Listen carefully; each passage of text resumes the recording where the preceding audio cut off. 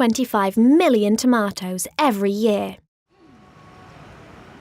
To be able to produce so many tomatoes, the grower has to plant 2 or 3 crops each year in 2 enormous glasshouses. Each one is the size of 8 football pitches. Growing the tomatoes in glasshouses protects them from cold and frost all year round. The tomatoes grow best in a controlled climate and don't like extreme heat or cold.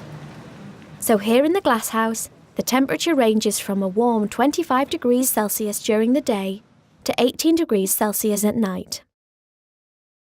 The baby tomato plants are grown from seeds in Holland. Once the small plants are 4 weeks old, they are transported to the UK by lorry. When they arrive at the farm, they are planted into large glasshouses like this one.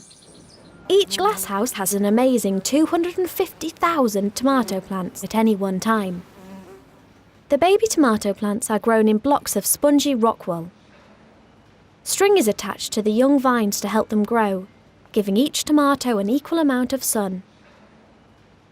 Every plant is fed water and nutrients through a dropper like this. The plants grow quickly. They flower in just a few weeks. Bees pollinate the flowers, then the baby tomato grows. After 8 weeks, the flower turns into a ripe tomato like this, ready for harvest. All the tomatoes need to be harvested by hand because they're delicate and bruise easily. The pickers move along the vines with trolleys, picking the tomatoes and placing them into crates. A glasshouse this large can produce 2.5 million ripe tomatoes every week.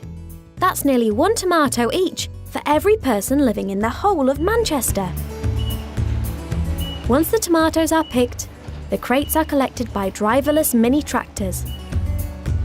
They are then taken to the loading areas where they are weighed. Next, the tomatoes go to the pack house, where they are checked for quality and packed in punnets.